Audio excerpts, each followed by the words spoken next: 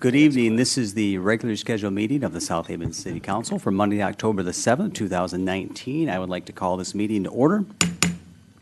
Invocation this evening will be given by the Reverend Travis Wilson of the Peace Lutheran Church. Travis, thank you for coming in.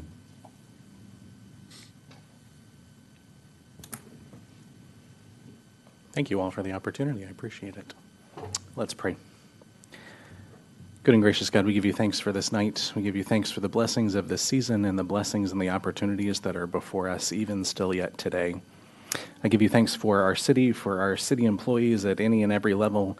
I pray that you would bless and inspire their work and their commitment to the mission of our city.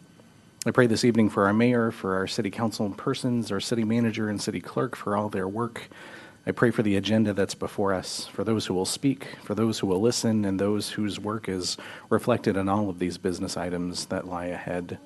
As the meeting moves forward, grant us a spirit of wisdom and discernment and openness, willingness to listen and to act for the good of our fellow citizens and this community that we call home and in which we live. In your name we pray. Amen. Amen.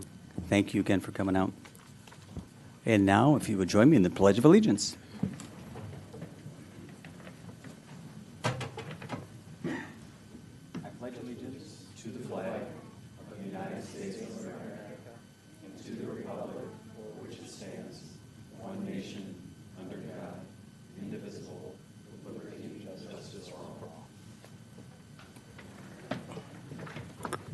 Roll call. Travis. Chris Campbell. Here. Clark Gruber. Here. Joe Reeser. Here. Steve Schlock. George Sleeper. Here. Letitia Wilkins. Here. Scott Smith. Here. I make a motion that we excuse Councilmember Schlock. I'll second. Motion is second to excuse Councilmember Schlock. All those in favor say aye. Aye. He is excused. Thank you.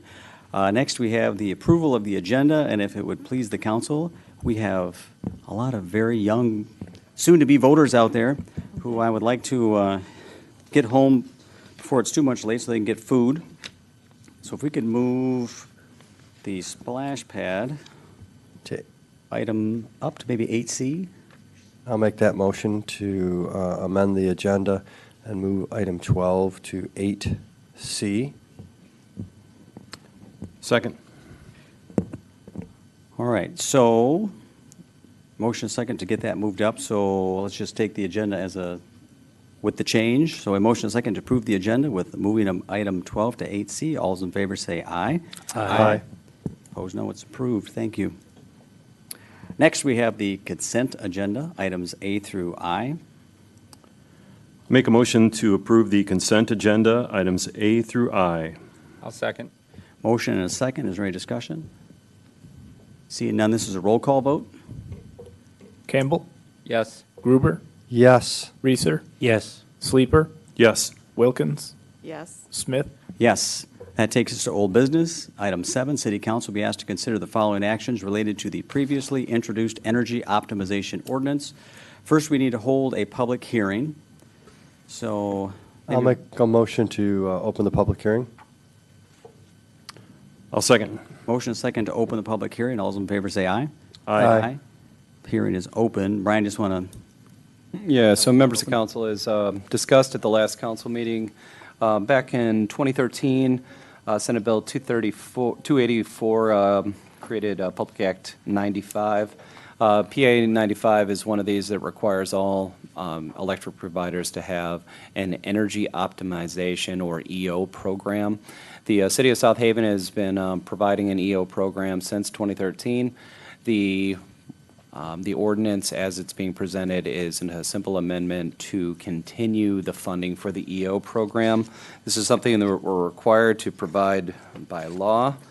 And at the last council meeting, we talked about the total cost of the EO program and it being relatively low. I'm looking for that number, and I apologize. Residential customers with just on an average basis, they're seeing this as a 0.11 per kilowatt hour for the cost of power, And then just for reference, the EO surcharge would be 0.0016 per kilowatt hour. For a typical commercial customer, again, they're sending 0.11 per kilowatt hour with their EO surcharge of 0.0021. So relatively low-cost program. The way the program works is we do work with an outside vendor to provide EO services, and it's everything from swapping out light bulbs to making heating, cooling, insulation, and other upgrades to both residential as well as commercial properties. Should any member of the public want more information, we do post a variety of it on the city's website. We are also adding it to the city waves, and then we've added some FAQ information onto the DPW webpage. Oh, that's great, thank you. This is a public hearing. Anybody from the public have any questions or like to make any comments on this? Seeing none, let's close it. Make a motion to close the public hearing. I'll second. Motion and second to close the public hearing. All those in favor say aye. Aye. It is closed. Next, we need a motion to adopt the proposed utility rate ordinance amendment as presented to fund the energy optimization program. I'll make a motion to adopt the proposed utility rate ordinance amendment as presented. Second. We have a motion and a second. Is there any discussion? Seeing none, all those in favor say aye. Aye. Opposed, no. It is approved. Thank you. New business, item 8A. City Council may ask to consider approval of following special event applications. A, special event 2019-26, Blueberry Craft Fair 2020, to be held beginning at 12 o'clock p.m. on August the 7th, 2020, through 7 p.m. on August the 9th, 2020, in Stanley Johnston Park. I'll make a motion to approve special event 2019-26. I'll second. Motion and a second. Brian, pretty straight ahead. Yeah, so members of council, Kathy from the chamber is here tonight, and Kathy gets a big gold star for having her applications in nice and early. Well done, Kathy. Well done. Nice job, Kathy. So this is a continuation of the annual event. The Blueberry Craft Fair has been reviewed by staff, no concerns. It is a traditional event. Kathy and her team continue to manage it quite well. Kathy is here. I would just note to the council that I think she's got a couple of applications, so if you have Yep. questions, you That's can what I was thinking. We can throw them both. together. I could do that. Well, we got a motion and a second. Any public comments on this? Council comments? All right. We have a motion and a second to approve special event 2019-26. All those in favor say aye. Aye. Opposed, no. It is approved. Next, special event 2019-27, the All Crafts Fair, to be held beginning at 12 p.m. on August the 30th, 2020, until 4 p.m. on September the 1st, 2020, in Stanley Johnston Park. I'll make a motion to approve special event 2019-27. I'll second. All right, we have a motion and a second. We've already heard. Kathy's still here. Good job. We won't tell you how short it was from our homecoming parade application, but it was close. All right. No other public comments, council comments. We have a motion and a second to approve special event 2019-27, the All Crafts Fair. All those in favor say aye. Aye. Opposed, no. Thanks again, Kathy. Good work. All right, we are now to the item.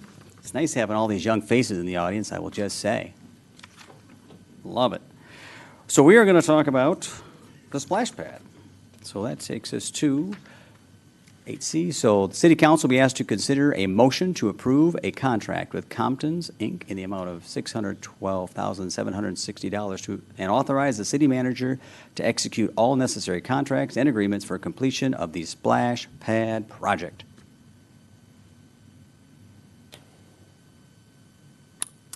I'll make a motion to approve the contract with Compton's. I'll second. We have a motion and a second. Brian Doucette. So, members of council, I will ask Bill Hunter and Tony McGee to approach. These guys have been working on this project for a couple of years now, if not longer. Our Parks Commission has actively reviewed this project. Our Planning Commission has actively reviewed and approved the site plan.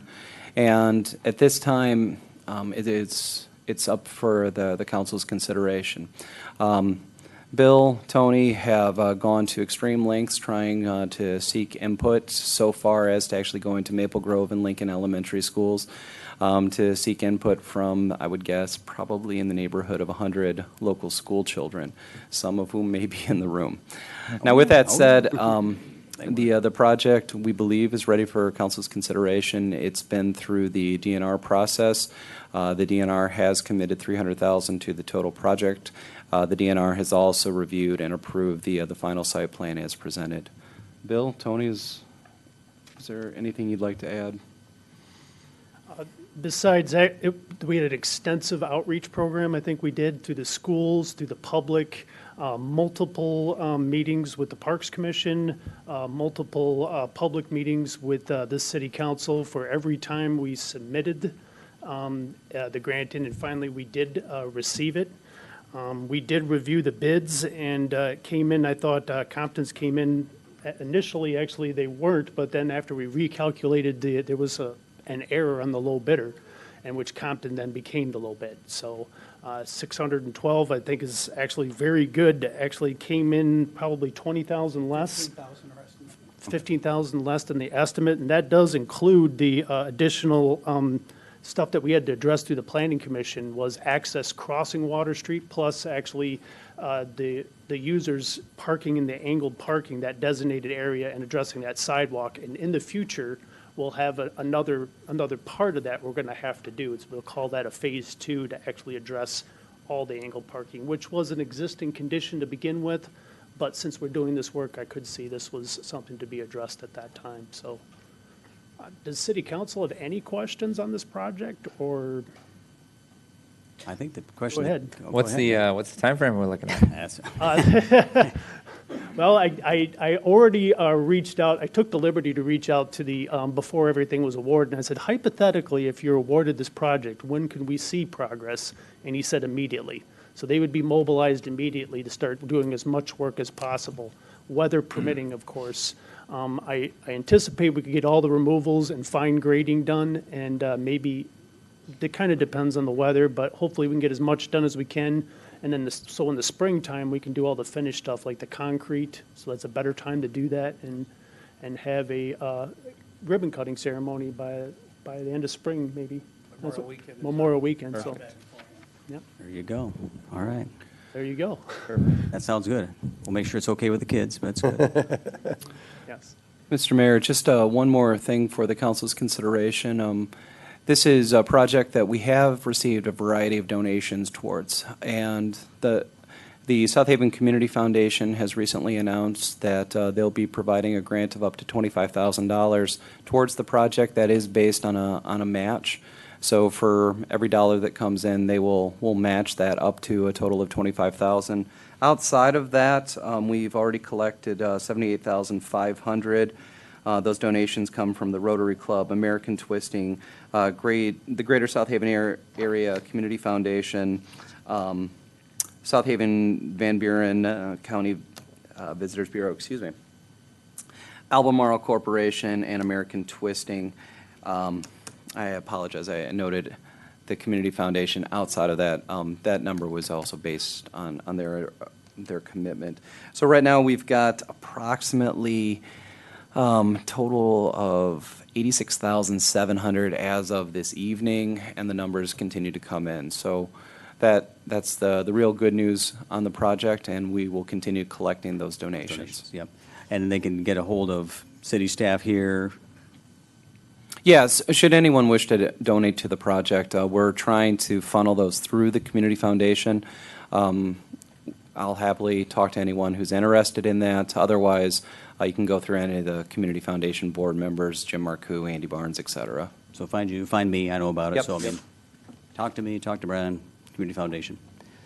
Wonderful. Thank you, gentlemen.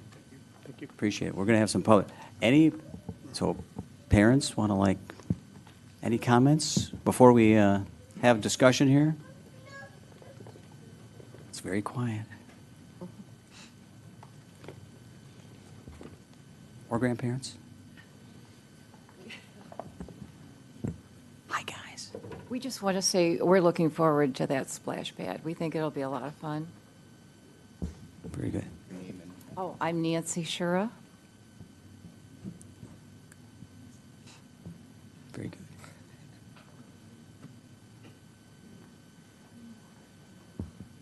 Hi, girls.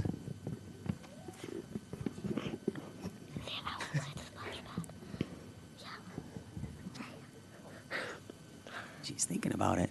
Hello, my name is Hadley Spencer, and on a Red Flag Day, us kids should have the rights to still play at the South Haven Beach splash pad. When there are tourists or guests in the town and don't have life jacket and their mom and dad cannot let them play, they should be able to play at the South Haven splash pad. Perfect. Nice job. Good job, guys. I like splash pad. All right. We'll make sure to get you in there. Perfect. Excellent. Any other comments, questions about the splash pad? It's all quiet. Oh, actually, it's all quiet, so we should get up. Any other public comments? How about council comments? No comment other than it's just lucky because it was a competitive bid, and you can see the bids in the packet that a local company got the project. Yeah. And I'm just excited. It's nice to see the community support. It's great to see parents out. Thank you for supporting. And I'm excited to start moving some dirt this fall and see this thing open in the spring. So we have a motion. We have a second. All those in favor say aye. Aye. Opposed, no.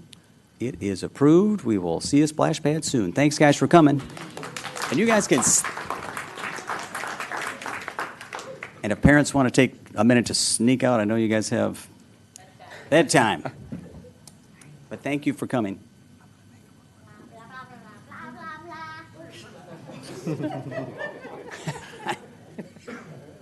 Good night, Eleanor. Yeah.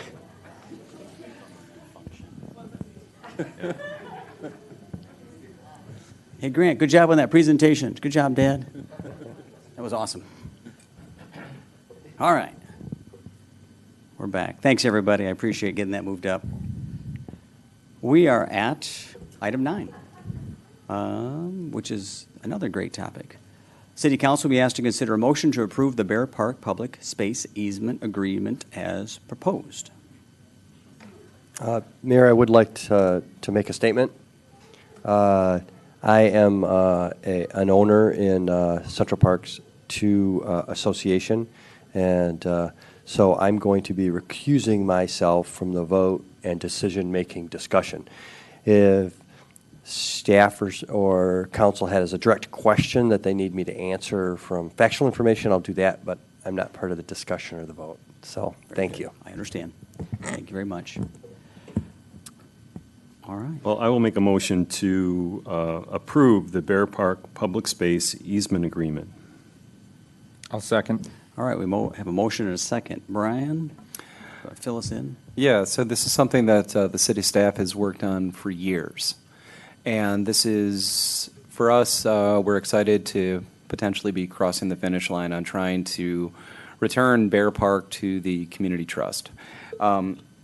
I would offer a big word of thanks to Central Lofts, to the Homeowners Association, as well as to the master developer, Mr. Larry Hollenbeck. The HOA and the master developer have both signed the easement agreement as it's presented in tonight's packet. The easement agreement does essentially 5 things. It grants the city a perpetual easement, ensuring that the general public can continue enjoying Bear Park for recreational purposes. Number 2, it requires that the land be maintained predominantly in its natural, scenic, and open condition. Number 3, it provides that structures cannot be constructed on the property without the city's and the HOA's approval. Number 4, it authorizes the city to construct a fence on the southeast portion of the property, separating it from Central Lofts to the condo building. And then 5, it authorizes the city to adopt an ordinance providing that the city park rules apply within Bear Park, even though it would not be technically part of the park system for purposes of the city charter. So with all of that said, this is something that we've negotiated on and off again for a number of years. To a lot of the members of the public, they view that open space currently as part of the city's park system. It is not. It is through the good graces of the HOA that people have been allowed to enter that area.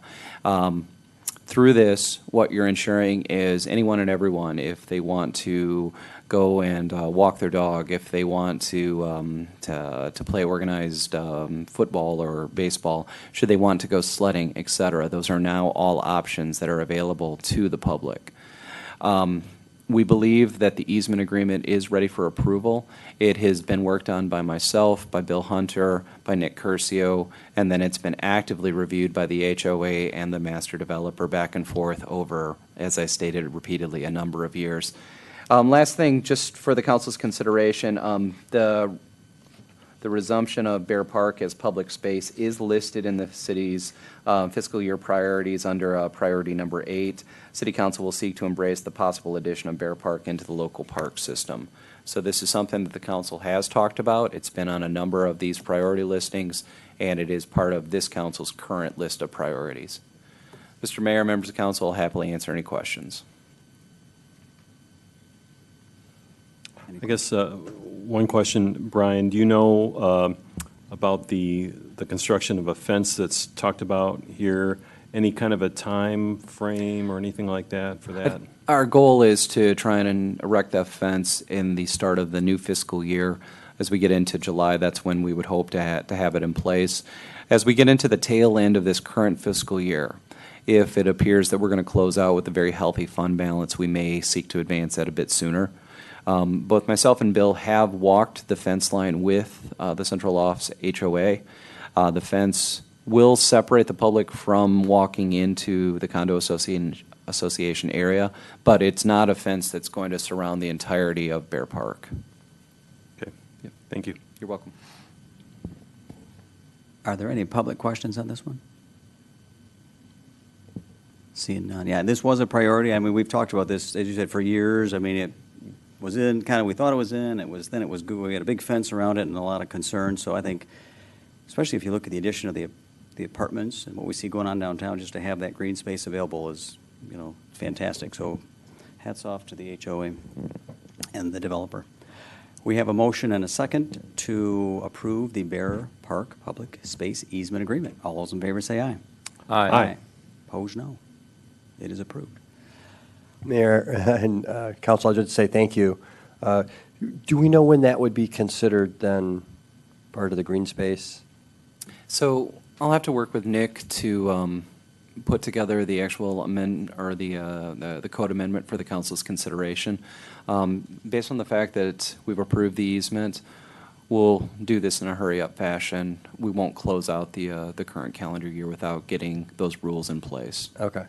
So once those all rules are in place, just give us a heads up, because then I want to invite everyone to come sledding next spring. You know, if anybody's got soccer teams that need a practice field, come on down, because it's great to hear the kids go sledding in the winter, and then not have to worry that they're on your property, and if something happens, they're going to come after you.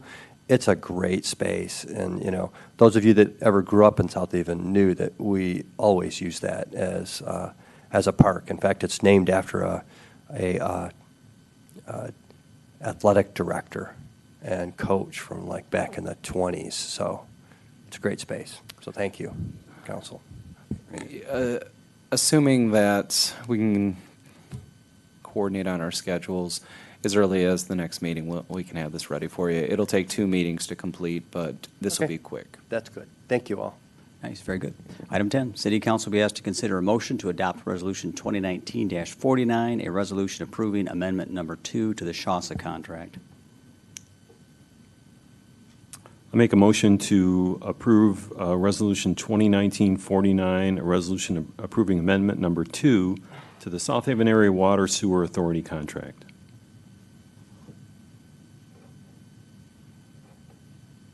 Second.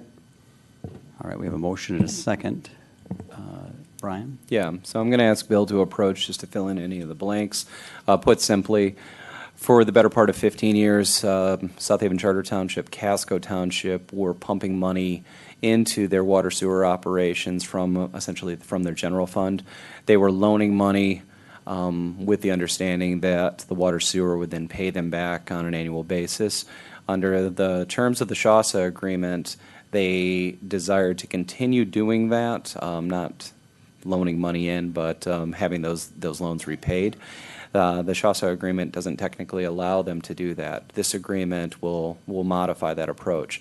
City residents are being asked for nothing through this. It will be township residents only that will continue paying essentially an O&M charge that is on their monthly bill that will slowly refund, I think, over the better part of 11 to 12 years. The townships will be able to reimburse themselves for past loans to the water sewer operation. Did I cover that accurately? Yes, you did. Okay. Okay. Very good. Are there any public questions on this? Any other council comments? Pretty straight ahead. Good to help them out, so. Yeah. All right, we have a motion and a second to approve Resolution 2019-49. All those in favor say aye. Aye. Opposed, no. It is approved. Next, City Council will be asked to consider the following actions related to the Phoenix and Center Street commercial rehabilitation tax abatements. First of all, we need to host a public hearing on the abatement applications. I'll make a motion to open a public meeting. Second. Motion and a second to open the public hearing. All those in favor say aye. Aye. Aye. It is open. All right, so Brian, you want to just explain them both? Yeah. No, this is really exciting. So Good we have stuff. a unique situation occurring in the downtown. We are reconstructing Center Street at the same time that a local developer and his local team are essentially looking to rebuild up to a block of that same section of street. This is really rare. It's exciting. The Hale development has been semi-vacant for the better part of nearly 10 years. Mr. Randy Locker is here tonight with his partners. They are looking to work with the city council on a commercial rehab abatement for that major section of Center Street. Then they'll also be talking with the council tonight about several properties along Phoenix Street, commonly referred to as the McDonald's Drug site. Now, with that said, jumping back to the fiscal year priorities for 1920, the number one fiscal year priority is priority one, development of missing middle and workforce housing options. Specifically, the council is going to focus on the planning and execution of missing middle housing options throughout the city. The effort will seek to provide market rate housing options, which provide for single family, multifamily, senior, and downtown housing options. This is your number one goal. And tonight we're going to talk about a couple of projects. All in, these projects total $3.8 million worth of development in the downtown. Mr. Locker has been working with his council, with the city staff, with the city's attorney on preparing these abatement agreements. And we're just smiling ear to ear. We, as staff, have toured these sites multiple times. It is vacant space that over the last 12 months he's begun laying out a plan to get people living in your downtown year-round. The abatement agreements are very clear. He is going to make these investments, and over the 10-year period, he'll be able to recover a portion of that capital outlay.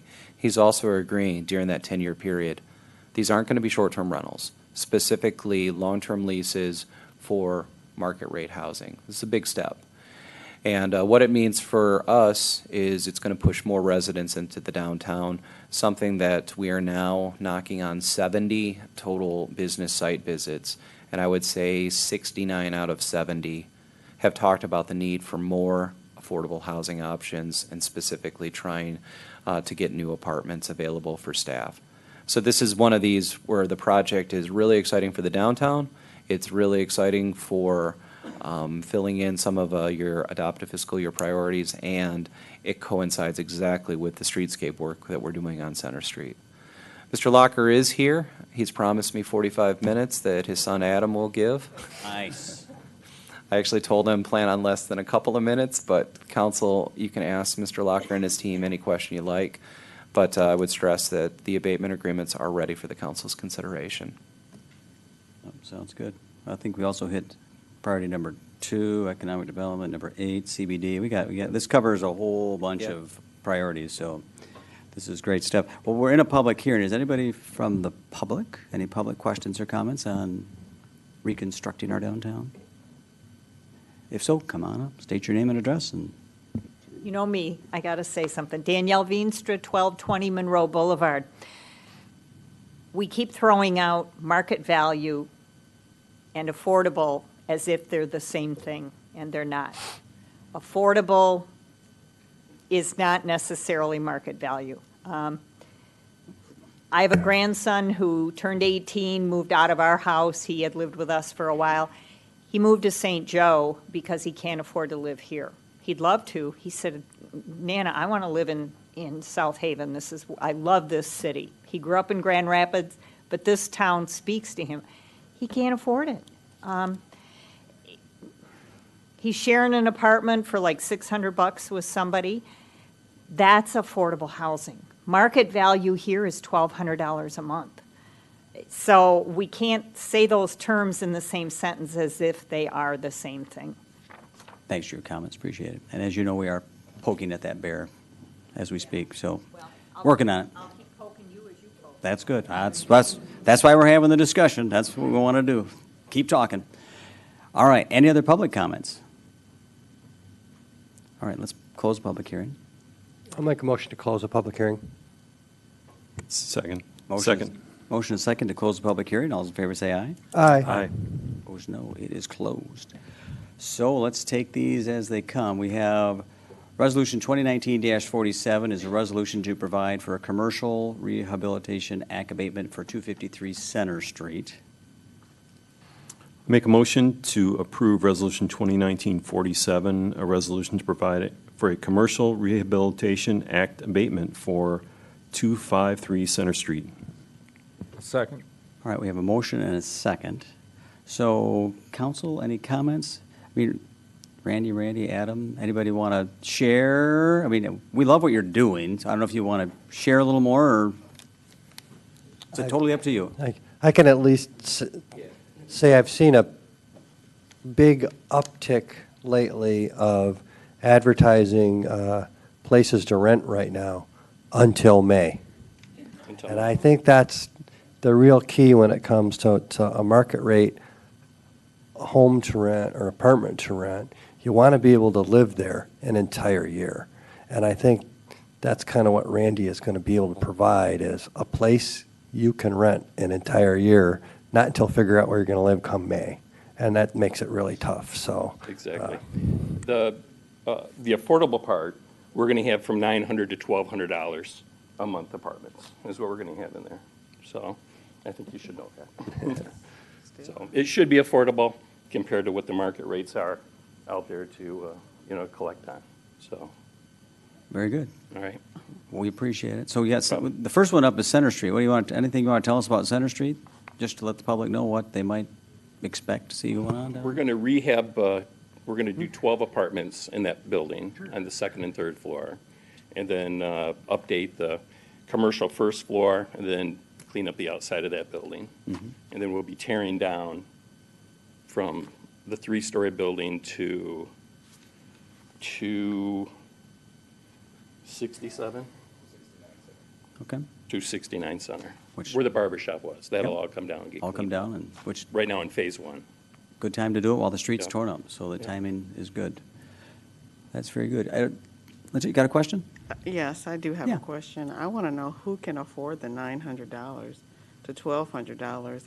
I heard Brian say something about the missing middle, but I'm trying to figure out where is the missing middle, and how can they afford $900 to $1,200? A beginning teacher can't afford $900 a month. I have 3 adult children in their 20s that are all gladly would pay that to stay here in South Haven, and one of them's paying here outside of town, and the other one is living downtown Douglas. So that, and he checked around to a lot of places in Holland and spots like that, and that's kind of what we're seeing as the norm if you went to a major complex, so. I mean, I think you're talking about, okay, that's your kid, so they must make a lot of money. The average person living here in the city of South Haven cannot afford $900. The average college student that is graduating from college cannot afford $900. So I'm just trying to figure out, are we trying to bring that missing middle from somewhere else? Or are we trying to accommodate the missing middle here in the city of South Haven? Well, and I think part of the, I mean, again, I think we got to stay on task here, because we're having very distinct, separate discussions about what is market rate affordable. We all agree there's a price point that's got to, and that's very much the group we're trying to attract. We've got a piece of property we're very specifically looking at some opportunities that maybe as a city to look at some control of those future values and, making it more affordable. I mean, that is, it's out there. That's sits as number one on our priority list. So this is not that solution. This is one solution. I mean, we've had market studies up and down. We've got, 60 senior housing units needed. We have 60. I mean, the numbers are out there supporting. So I think the point is, at this point in time, is this particular motion in front of us is about what Randy Locker's doing, which is phenomenal work at that site, which will add more housing, which will ultimately, the more we've got, Joe, if you'd like to speak. So that's what we're talking about at this point in time. So, Mr. Mayor, members of council, just to follow up on asking the question, does this address the affordable concerns? Probably not. Does it address the market concerns? Yes. We, in 2018, worked with an outside consulting firm to have a market rate analysis done. It showed immediately that there was a need for approximately 100 market rate apartments throughout the city. That was based on both senior housing and just standard market rate. 335 Center has units up to 1,700 a month, and they're spoken for before construction is completed. This property, for more than a decade, has sat vacant. This property, up until a year ago, the city was preparing funds to be made available for demolition. We're taking a piece of property that is a historic building that is long vacant and turning it into a viable property. And Mr. Locker has indicated that he's going to rent below the levels at 335 Center. What that's going to effectively do is force all of the downtown apartments to reconsider what is market. Right now, 335 Center is the only thing that's being built in more than a decade. Mr. Locker's project will apply pressure to that and should create more affordable housing options. But the better news is he's tackling the building at Center Street. He'll then be tackling the building at the former McDonald's Drugs.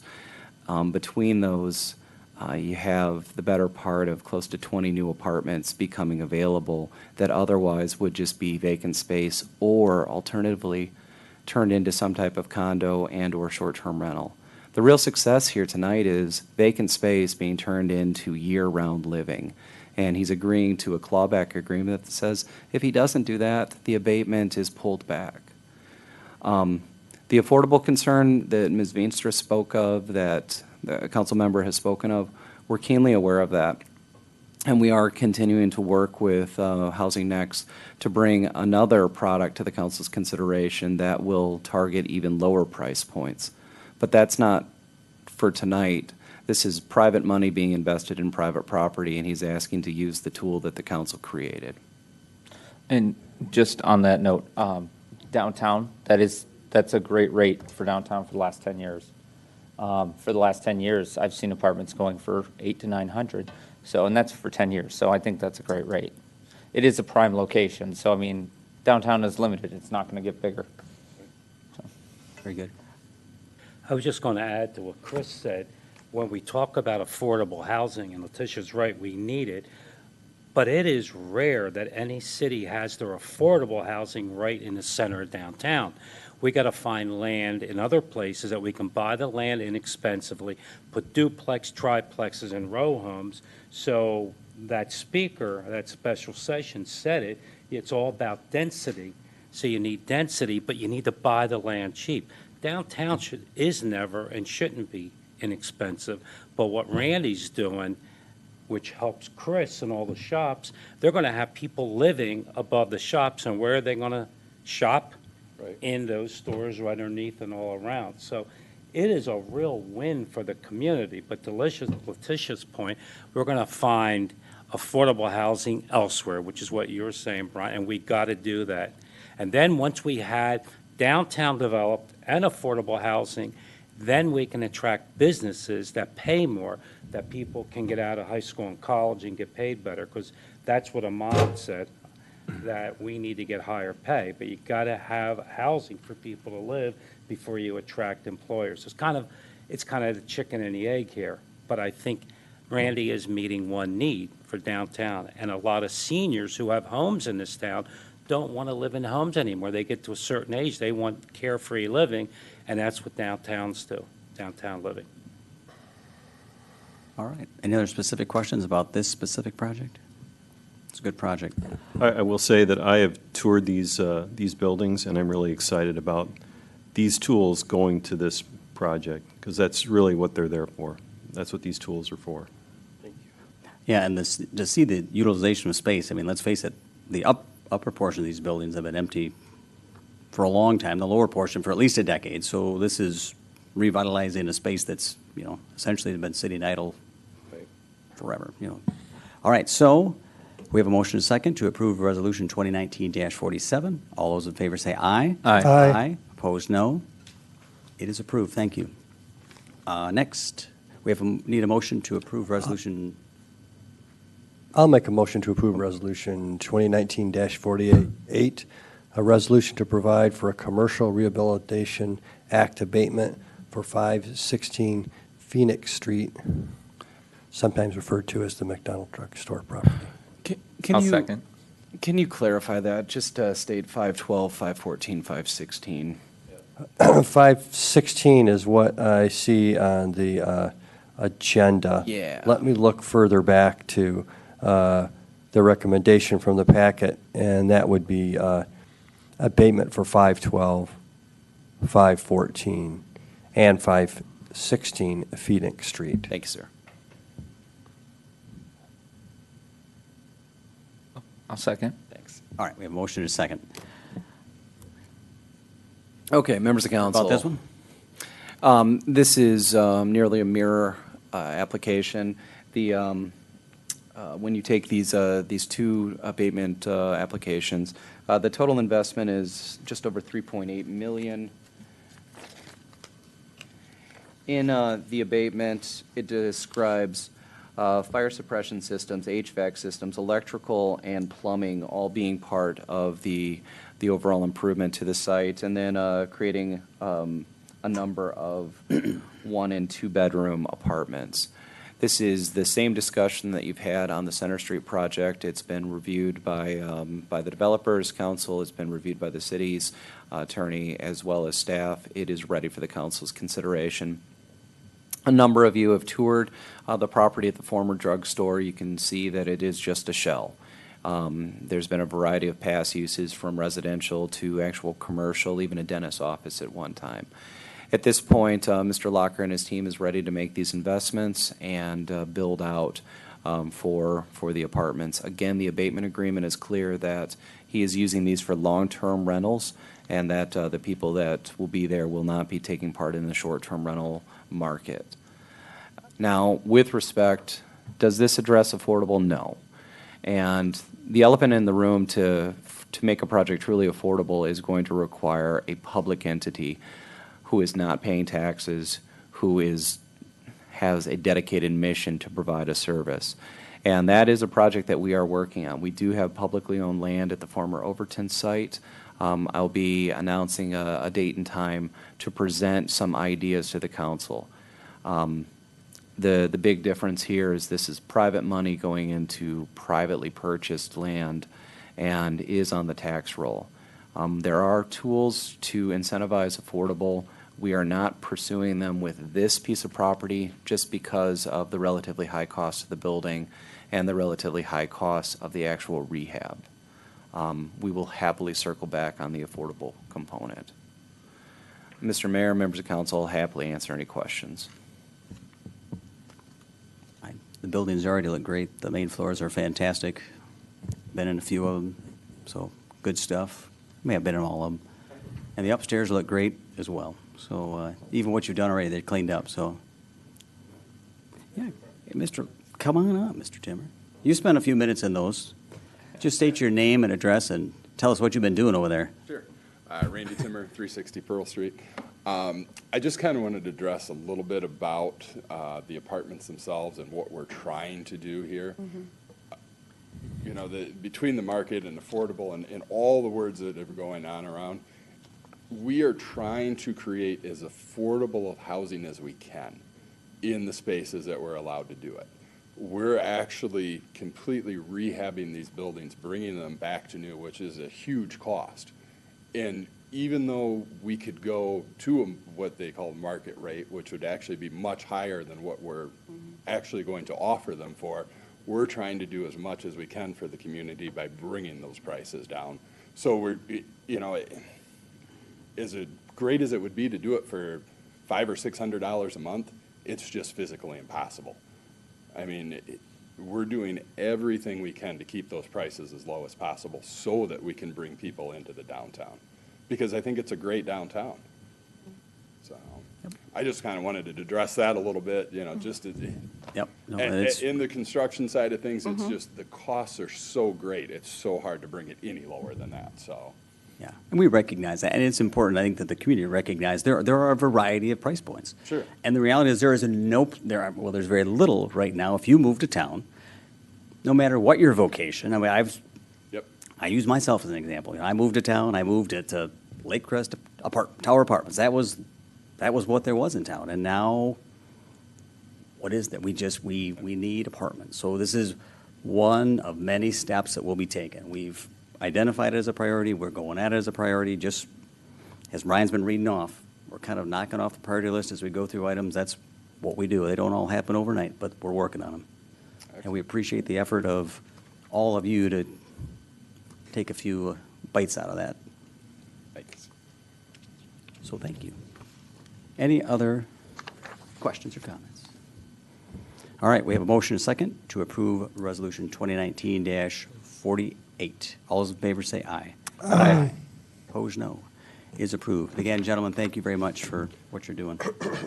Next item is we have City Council be asked to consider the following motions related to consideration of a proposed marijuana ordinance to address medical safety compliance lab services. Item A, we need to host a public hearing. I'll make a motion to open the public hearing. I'll second. We have a motion and a second to open a public hearing. All those in favor say aye. Aye. The public hearing is open. Brian? Yeah, so members of council, at the last council meeting, the council advanced on the desire to allow medical marijuana testing services using local businesses. From that meeting, staff was instructed to bring this item to the Planning Commission. The Planning Commission met last Thursday night, and during their 2.5-hour meeting, this was one of the items that they discussed. Ultimately, they did recommend that the city move forward with this allowance. What's being asked tonight is, number one, to host a public hearing, and then number 2 and 3, to consider amendments to the existing code to specifically allow for testing services tied to marijuana products, and nothing else. It is solely based on the desire to allow testing. The city does have a well-known test firm that's based in the industrial park, number 3, and this specifically, these 2 allowances would allow that company to begin testing services.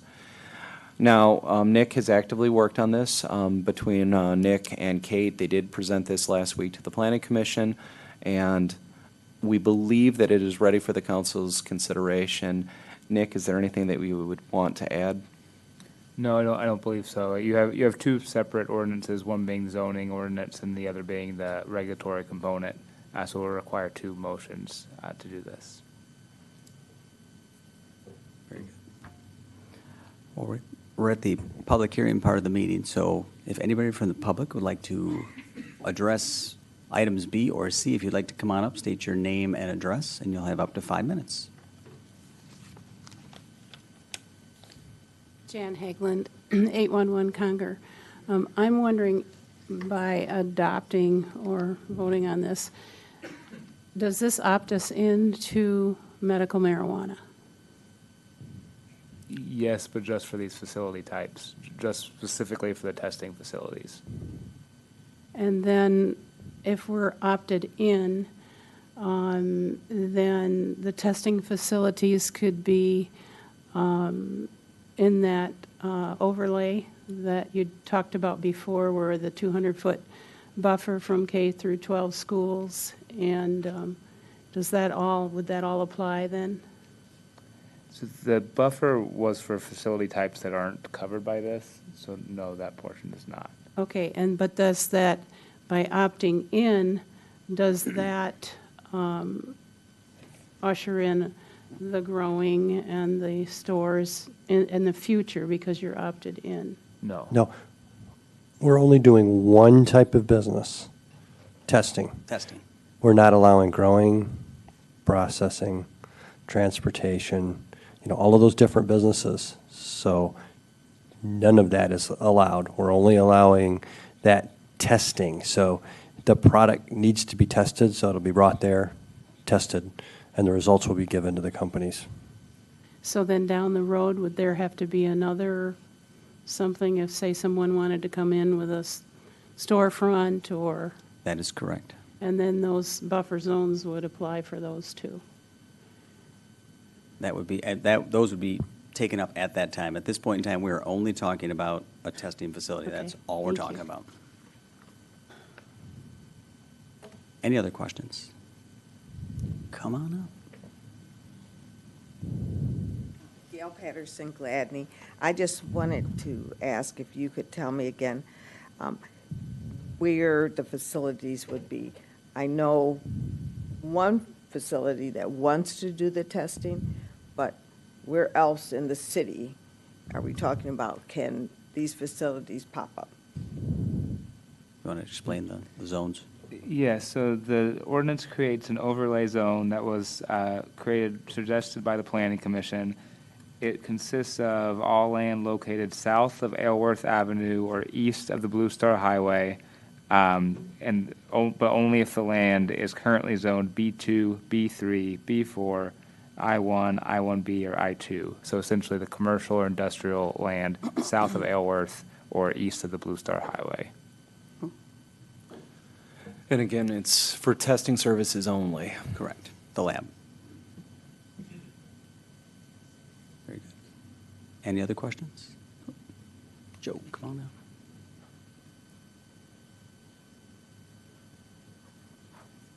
Joe Wilkins, 811 Indiana Street. I just want to get clarity when you say south of Aylworth. So that would include the old bond aluminum factory? That I'm not certain. Yeah. Is that within the overlay? Okay. Yeah. I am totally against medical testing, recreational, anything like that in Ward 1. I thought when we first heard this discussion about opting in and allow the gentleman to test, it was one site.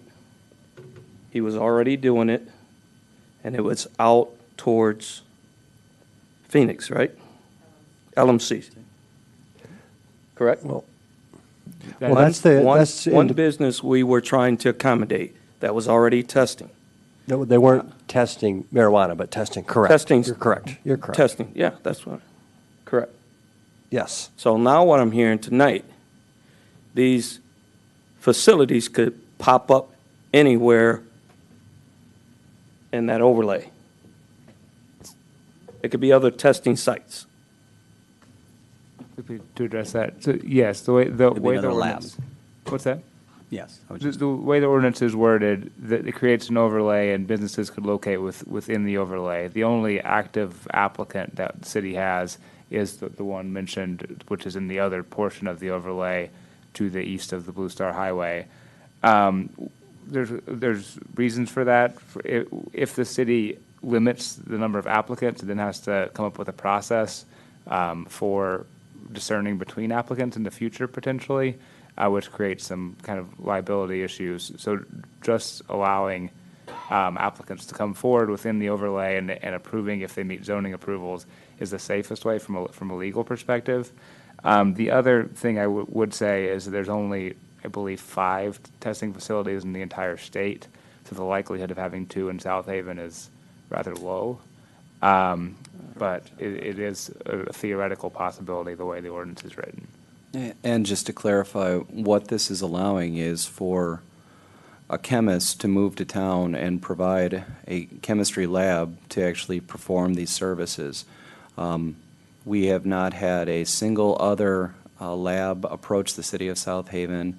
This is really about trying to retain the one lab that we do have.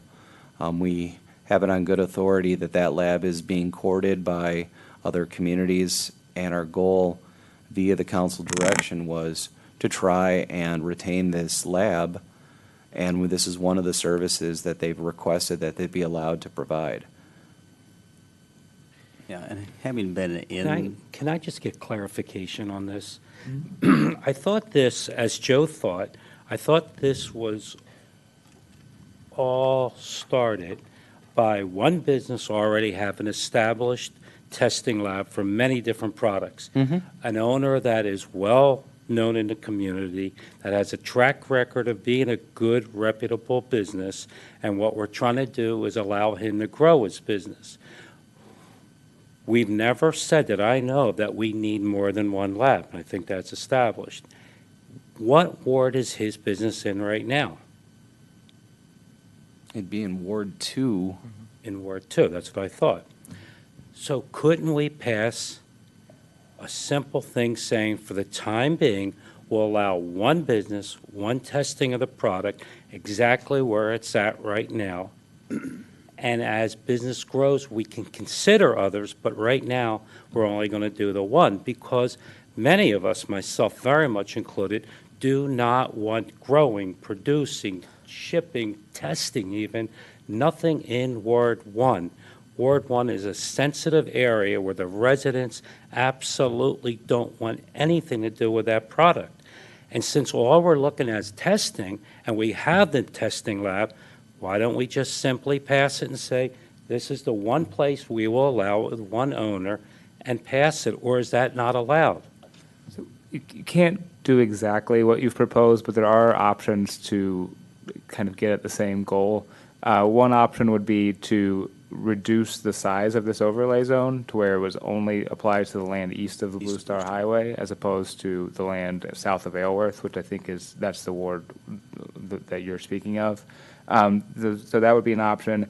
The act does allow you to provide a limited number of licenses. Like you could, for example, provide for only one license. But if you do that, you kind of have to change the whole structure of the licensing ordinance, which can be done, but it can't be done on the spot at this meeting. None of those options could be done on the spot at this meeting because they'd have to go back to the Planning Commission for another report.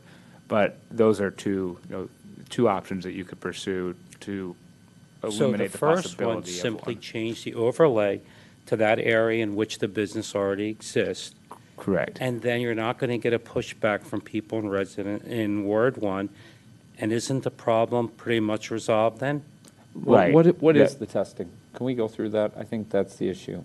So the testing is a laboratory facility that accepts very small samples from businesses across the state. So it does accept deliveries from secure transporting trucks, but the trucks most likely would not be full. I guess they could be theoretically transporting for other businesses, but the samples actually received are quite small, is my understanding.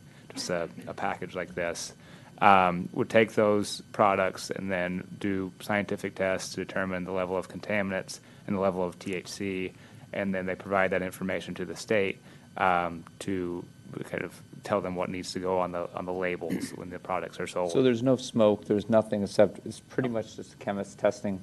Correct. In a facility. And then the product is shipped back to I think the product is shipped back to whoever sent it, and then that's it. No product sold on site, no consumption, obviously. Now, how long would this delay for our gentleman that wants to do testing if we try to change the overlay zone? We'd have to go to the November Planning Commission meeting, which I believe is on the 7th. So I think you'd have to be back in the second meeting of November. a month and a week. I think in Ward 2, we've got Albemarle as a chemical manufacturer. One. And Ward 1, they're one. That's one. Yeah. Oh, that is in Ward 1. I'm sorry, in Ward 1. And they do a lot of pretty heavy manufacturing of chemicals there, including, the smallpox vaccine. I think that's a good point, so we don't need to add any more. All right, so at this point in time, are there any other public comments as we continue the discussion? Come on up. Rosalie Placati, 559 Monroe Boulevard. I have a question for the council, the lawyer, and staff. You have not approved the overlay yet. It's presented. I know that it was not a unanimous vote on planning, that parts of Ward 1 were included in the overlay. Wouldn't it make sense if you took a look at the overlay first before you started adding any permits in at all? I mean, you're looking at, piecemealing this permit in, when wouldn't you think the very first thing is you need to discuss the overlay? Do you approve an overlay that includes Ward 1? And if you don't, if you think the overlay should be east of Blue Star in its entirety, which was suggested by a couple of the planning members, then this would be a moot point as to where to put any testing facility. So I would think a logical first step would to be look at your overlay. Thank you. Thanks, Rosalie, appreciate it. Well, I got someone else coming up, and Rachel Sankovsky, 251 Hubbard Street. You're doing a lot of work for one business, and I appreciate that as a business person in town. However, there have been questions that have been asked that haven't been answered. And a couple of weeks ago, Jan Hagelin asked how many jobs are being created by this. And so we really would like to see an answer from the business owner or city as an economic development initiative, how many jobs are actually being created by all the works that is currently being put into this? yeah, I don't know. It's a tough thing to answer as a business. And I think part of it is the number of jobs because he's being courted to leave. All the jobs that are there now would be gone. And so how many current employees does he have? I mean, I know he has a lot of contracted individuals, but how many people does Scott Wall actually employ? I I'm sure you still have the number. am not, We met with this business, so it's been a while. And at the end of the day, he does not know yet how much business will come to his facility. So we're kind of asking him to, number one is, he has no permit, no permission, nothing. He's been asked to lay out thousands of dollars to think about this. And he's trying to, at the best that he can, establish another line of business to, one, give his existing employees job security and possibly add more. I don't think we're going to have a finite answer from him right now. I mean, he's, throwing out some numbers as far as, what might he get per test? How many might there be? I know I've talked to a individual who had discussed trying to, again, pull him out of our town. So I don't think we've got a hard answer from him on exactly what's going to happen yet, because he doesn't know what he's going to be able to do yet. Okay, well, I see our city staff and our elected officials working a lot on something that you don't know about right now. So wouldn't you think, just like Mr. Locker came up here and was ready and available to answer questions, Mr. Wall should be here maybe ready and available to answer questions. But the last couple of meetings I've been to, he hasn't been here at all, and it sounds like you don't have any information to provide to me.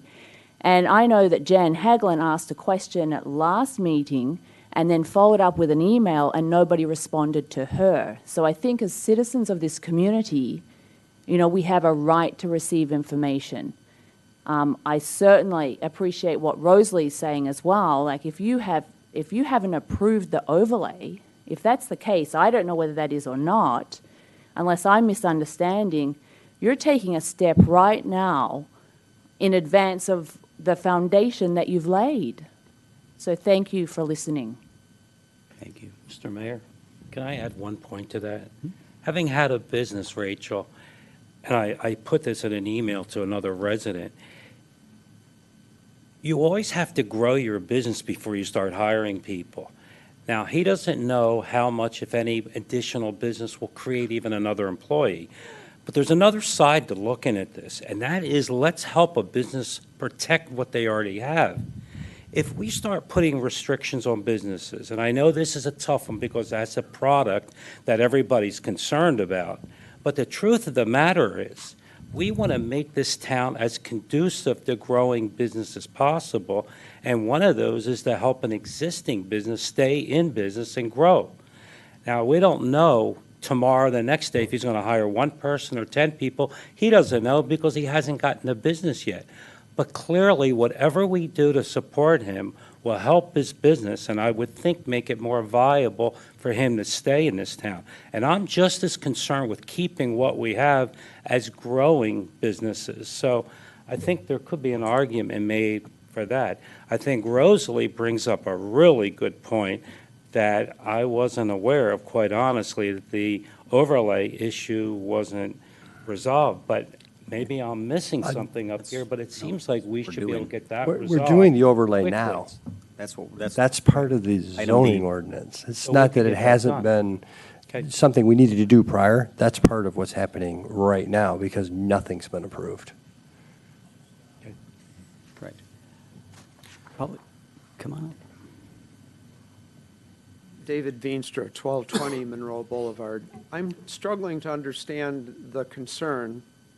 So I'm picturing walking into this plant at which nothing is being smoked. I'm assuming I walk in and I'm probably going to run into a desk of a person who is going to ask me what I'm there for. So what are we concerned about? That people are going to somehow get this marijuana? Break in at night? I mean, the amount of pharmaceuticals that are available in your common drugstore are going to be far greater than this. So I'm struggling to understand the concern. So maybe someone can explain to me what it is we're concerned about. It's a lab, so that's already been. It's a lab, and I think one of the things that Scott had mentioned, when he tests a product, he's destroying it as well. A part of it, anyway. Yes. Oh, Joe, have you already been up? Has Joe already been up? Has Joe already been up? Not on this one? Let me say this. I have not felt the best. But whatever little energy I have tried to render my voice to those that feel like they don't have a voice in this city and to help drive decisions that I think benefits everyone in this city. I think the gentleman asked a question about the concern of the overlays. Well, the concern that residents have in Ward 1, particularly around the zone area that has been labeled as a zone, but is the, I think it's Pleasant View Estate. But it was labeled as a zone in the hood area because of drugs. So we had a bad stigma placed upon that area. And for years, red tape because of all the bad perception. It's a place that they have drugs running in and out. And we fought for years to clean that area up. With the help of the South Haven Police Department, residents, we have that area where we're not labeled so much as drugs running in and out. The residents want to keep all that out of Ward 1 because of what that stigma did to those that own homes in that area and lived in that area. I'm talking specifically around the Elkenberg Park area. So that is the concern we have. We fought for years to get all that kind of crap out, marijuana, all that kind of stuff. And frankly, a lot of our young men were sentenced to high punishment, prison sentences, for the things that we're trying to let come back up in our community. So we're trying to keep all that stuff out. That is our concern. That is what I'm hearing. So I hope that answers your question. Joe, with that respect, or the idea now, though, that publicly anyone can actually grow their own, that's kind of a, you're going to have more marijuana already in an area based on somebody When we shipping a started package. this discussion, when you all started this discussion, it was about helping one business owner.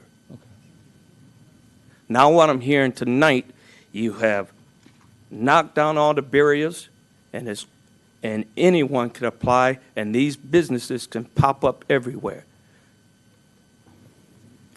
And again, just to bring this back to the center here, we are talking right now tonight about a testing facility. We currently have one in the city. There are approximately 5 in the state of Michigan serving 8 million people. Is that correct? So just to kind of narrow the scope down here, I just want to kind of make us all aware that that's what we're talking about. These are very complex facilities. They're run by chemists and people with very, high degrees. So just so we're kind of staying on center here, that's what we're talking about right now tonight. The overlay, that will just come up in our discussion next. So just so we will have that discussion as far as the overlay, that's going to come up in a minute. So any other questions about a testing facility? My question was about the overlay, Scott. Okay. Well, if you have a question, this is, public's time is now. Still Veenstra, 1220 Monroe Boulevard. The overlay that we're talking about, are we going to get a chance to look at that this evening? Can you put that up, Brian? Sure. Thanks, Brian. All right. Thank you. All right. Is that it for public comments? If so, we will close that. All right. Motion to close the public hearing? I'll make a motion to close public hearing. Oh. All right. Jan Hagelin, 811 Conger. What I heard tonight that is marijuana will have to be transported to this testing lab. And is it not true, then we're allowing transporting.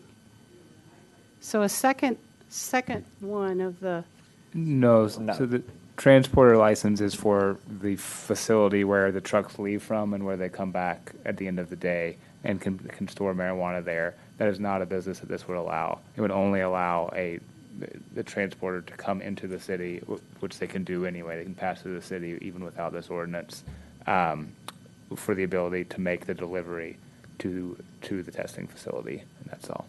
thank you. All right, Brian, you want to tell us? Just. I'll have Nick walk you through exactly what, you can look up, you can see the map, it's presented on the screen, and the areas where the overlays would be laid out are labeled. So you've got Area 1 and Area 2, and then the blue indicates the buffer areas where the lab services would not be permitted in the Areas 1 and 2. The buffers actually don't apply to the labs, and they were never intended to. The buffers were for some of the other business types that are no longer part of this proposal. So the available areas would essentially be anything green and anything magenta, I guess, that pinkish color at the bottom, south of Aleworth. And the reason why not all properties are highlighted within the area south of Aleworth and the west of the Blue Star Highway is some of them are not zoned commercial or industrial. So that's a feature of the overlays that only applies to commercial and industrial property. Mr. Mayor, members of council, it might make sense to just take a step back. If the council is wanting to amend, if the council is wanting to push this, this allowance to specific areas, I think it would make some sense just to talk through how the council could do that, but also understanding the zoning ordinance requirements for PC PC, input. yep.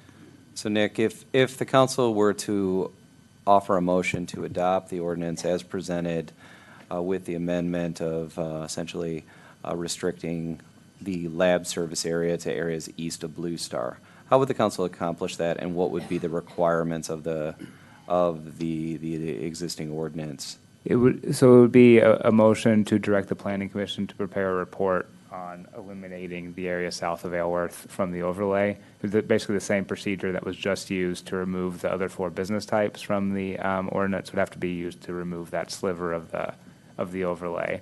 Again, there is another option, and that's to amend the licensing ordinance to only provide for 1 license. That's kind of a more comprehensive rewrite of that section. I've done something like that in other communities where they did want to provide limits on the licenses. To do that, you have to then provide a process for how the applications are processed. So Mr. Wald, I don't believe, has a pre-approval from the state. So if you were to go that route, someone could theoretically apply to the city before him and I guess take the one available license. So that would be, I guess, the risk of that route. Again, unlikely because there's just not that many out there. They require a PhD in chemistry, which is not that common of a credential, but it could theoretically happen if you were to do the other route. But that couldn't be done at this meeting because the needed rewrites to the ordinance are too comprehensive to do on the fly. So that would require at least another meeting as well. And I can give you feedback from Planning Commission as the individual who's the representative on planning. In relation to both the overlay zones, Planning Commission put together a comprehensive plan which allowed all types of businesses other than the one business that had to do with micros business, which was kind of an all-in-one little facility, allowed everything within the city, within the overlays. So if we were to send it back, their recommendation was to go ahead and allow these businesses, all the types of businesses, into the 2 overlays. The only thing we're talking about tonight is to allow just testing. So it's really something that they have looked at and approved, which was an overall comprehensive plan for all the different business types, both in medical and retail, in both of these overlay zones to get them out into the industrial commercial areas on the outside parts of the city.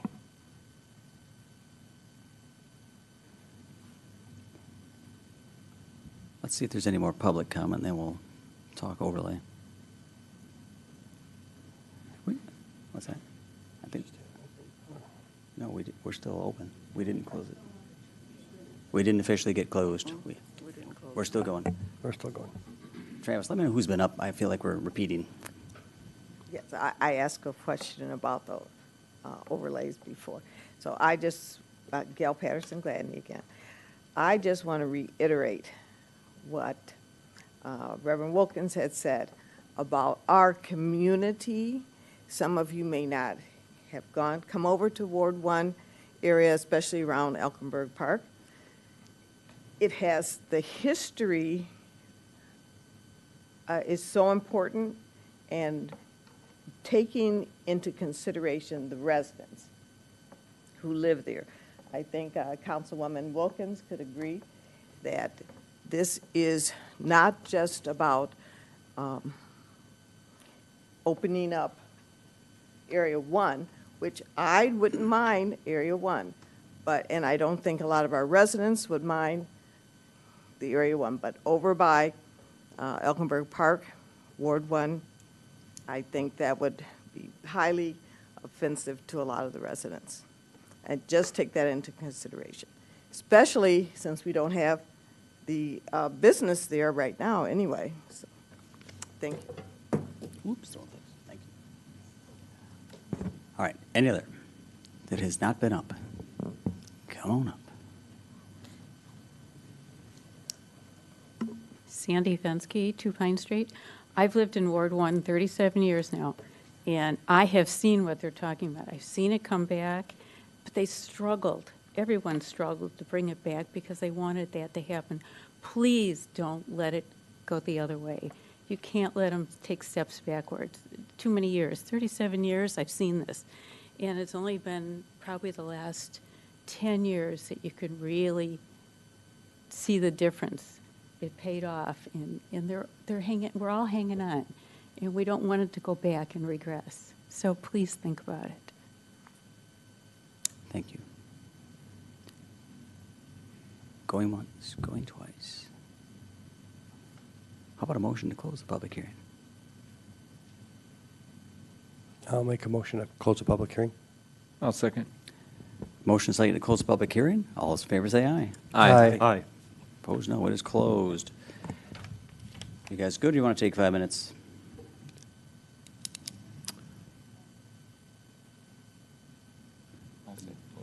Go. Okay, let's go. What was your question? I said you want to take a break. So we have 2 items before us, and we can go off script here if we want to discuss the, to Brian's point.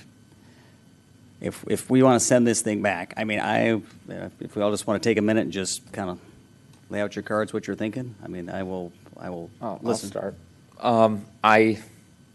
And hear from Joe and hear from everybody. I understand, and if it is an issue in that aspect, I understand us modifying to shoot for Area 1 only. It does sound like it's hitting a little personal to everyone. So I would say let's look at making adjustments if that's what we need to do. Thank you. Sounds good. So I appreciate all the work the Planning Commission has put into this, and they've put a lot of thought, a lot of effort into this. But, I mean, we got to listen to the people that are going to be mostly impacted. And even though we're just talking about a testing facility, the overlay zone could be applied in the future for other facilities. So I'm kind of leaning with Chris on just going with Area 1 and not including Area 2 for the overlay zone. Since there's 2 overlays, and clearly number 2, which is Ward 1, there is such a strong sentiment against it. And the history proves it out that the people in Ward 1 in the southern part suffered over drugs and suffered over this whole issue. Why in the world, when we have a choice between 2 overlays, why would we consider putting it in number 2, which is Ward 1? We've got a perfect place to put it, and the business already exists. So I don't want to hold up his business, but would it really be that hard to do to get it into what you call up there overlay number 1, approved for that business, get it started, and that's all we're approving now. Has nothing to do with medical marijuana at large, the other 4 features, and nothing obviously to do with recreational. And just approve that without taking a lot of time and energy. All we want, and I am Ward 1, Letitia's Ward 1, and we don't want it in Ward 1, period, no exceptions. And we're drawing a line in the sand on this. It's that important. None in Ward 1, period. Ms. Letitia. My concern is that it starts with this today, and then it's something different tomorrow that we'll have to approve. And then I can't see, and maybe someone else can help me, how is this business really going to benefit the community? What are we going to get out of it? We don't know about the jobs. I mean, how is it going to benefit us? How is it going to help us? We have some goals that we have set for our community. How is this business really going to help us accomplish those goals that we have set before us as a council? Clark. How's it going to help us? That's all I want to know.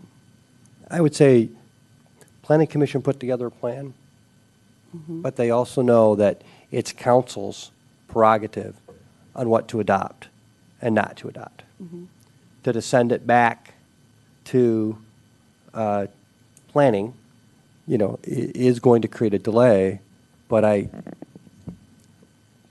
can't speak for everyone, but I can't see that necessarily being something they would reject. They would, assist council in probably going forward with what council wants to do. But our job was to put together the plan, and then it's council's job then to figure out from that plan what they want to adopt. So, like I said, it's just the delay. Yeah. And I guess I'll wrap it up. I appreciate all the public comments. We rely on you to, ultimately give us guidance. Number two, I've never really been a fan of anything west of Blue Star, so I've said before, I'm east of Blue Star has been a preference, so Area 1 I would much prefer. I do want to clarify, though, and I would, just some fact-finding for those that are out there, I don't want a misperception about what these labs are, so I think that's important. These are very safe, scientifically driven labs. You might want to research them and look them up just so you understand. I don't want a hysteria or a fear of a very scientific process, a required process. And again, this was just to remind everybody, we approved this as a state, as a county, as a city. And it's here. So now we have to test it. And we have a facility here that can do that. So I hope everyone gets educated because it's here. And we're trying to help a business to offer this testing service. So on that note, if someone wants to make a motion to redirect the PC to rewrite this to look east of Blue Star, I would be in favor of. I think maybe, would it be easier to send it back just to remove Area 2 of the overlay? Yes. That might be the cleanest language, because that's all we're talking about. And I too am less concerned with testing facilities than I am now that we've got, legal marijuana, the grow operations that are, your neighbors have that you weren't aware of, or the medical that's been going on since 2008 that are kind of throughout the city. But I would make a motion then to send the draft ordinance back to Planning Commission to review a request to remove Area 2 from the overlay. I'll second. All right, we have a motion and a second to send it back to Planning Commission. Is there any discussion about this? Just then, would we, is there anything we would want to do with the other part of that as far as the medical marijuana safety compliance facilities, or just keep that separate right now? That's the only thing we're doing right now. Yeah, you're saying item C. You're wondering about C specifically? I don't. No, the regulatory ordinance will not need changes. This change will not necessitate changes to the regulatory ordinance. As long as you're happy with the way it was drafted, then there's no need for that based on this motion. All right, we've got a motion and a second to send it back to planning. All those in favor say aye. Aye. Opposed, no. It is approved. Do we have to do something then with C? Do we have to? I guess just table it. Yeah. Motion to table. Table? Yep. All right. I would take a motion to table the adoption of the draft ordinance to amend the city code to permit authorization of medical marijuana safety compliance facilities operated in accordance with the state law. I second it. Second. Do we need to throw a date on it until when we can? This can be open-ended, right? So yeah. Got it. That's right. No one. All right. All in favor say aye. Aye. Opposed, no. It's approved. All right. We are to citizens in the audience who will be heard on items not on the agenda. Anybody left? If so, you'll have, come on up, state your name and address, and you'll have up to 5 minutes to speak to an item not on our agenda.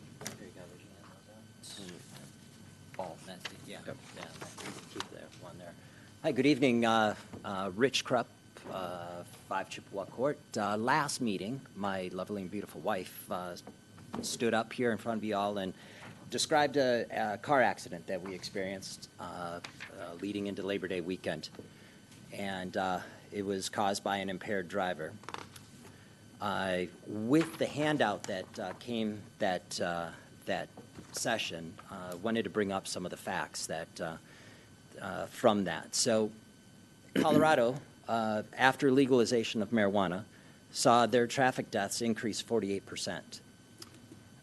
In 2016, of 4,000 drivers tested for marijuana, 73 were positive in Colorado. The state of Washington, in just under 20% of all DUIs, there was also a positive test for marijuana. They believe that, or their data would suggest that 1 in 5 drivers are under the influence of marijuana now in the state of Washington, up from 1 in 10 prior to legalization. Moving a little bit closer to home, the Michigan State Police Criminal Justice Information Center just published a report. In 2007, there were 98 lives lost in drug-related fatalities, auto fatalities. In 2017, that figure has gone up 151%. There was 147 that year. Recent article describing the roadside oral fluid test being conducted this previous year in the state of Michigan. That was Berrien County it touched on, and Grand Rapids area, all east over to the Detroit area. The 92 tests were given, and 74 were positive for marijuana, 80%. All right, so I would say Michigan is clearly following in the trends that we're seeing in the other states that have legalized marijuana. So it's a dangerous drug.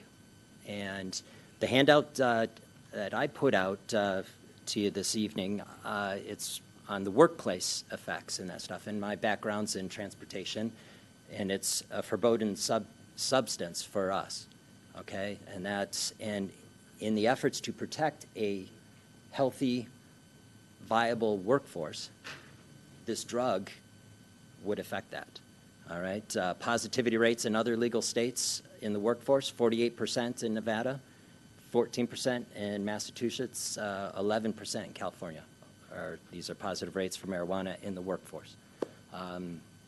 So, you know, seeing the young future voters in here earlier, I think that's the strength of our community. That's where we want to lean into. I would ask you, and I'd ask the citizens, come ballot time and the voting time, to say yes to the ballot that's that's going to be voted on to protect and prevent the establishment of further commercialization of marijuana business here in town.